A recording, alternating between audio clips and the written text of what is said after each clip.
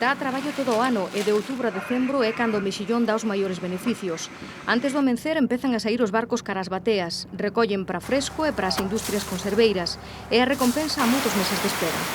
Aproximadamente son 24 meses, desde que é pequeniño hasta que se desdobla e se consigue o tamaño comercial.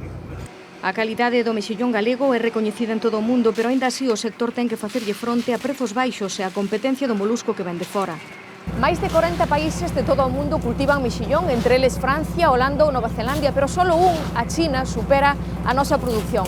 En Galicia hai 3.300 bateas como esta. Teñen cada unha uns 500 metros cadrados e producen entre 60 e 90 toneladas de mexillón cada ano. Cando chega a Porto, todo o produto pasa un estrito control de calidade. Este sería normal. 26 pezas, está correcto. O que vai para fresco lévase para unha depuradora onde ten que pasar polo menos un día antes de chegar ao mercado. O de industria pasa ao cocedoiro onde se prepara para envasar. Cada ano o mar galego produce unhas 300.000 toneladas de mexillón.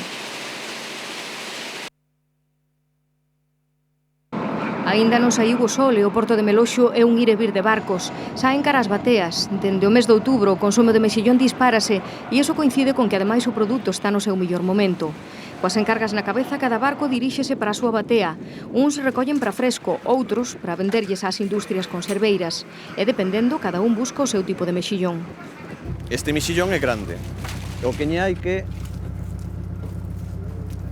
ten este outro, que este é o que hai que apartarlle para chegar a vender a calidade do grande. Este apártase e este é o que hai que meter no saco. A cría e a alimentación do mexillón é natural ao 100% e o traballo dos bateeiros tamén sigue sendo artesanal e tradicional. Son dous aspectos que lle engaden valor ao mexillón galego.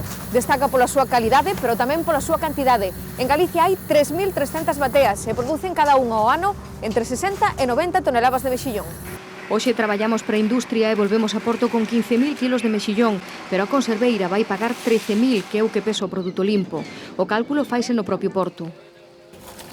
Pésanse 50 kilos, extráeselle o roto, o morto e máis as algas que traen incrustadas o mexillón e despois pésase para saber o mexillón limpo que temos.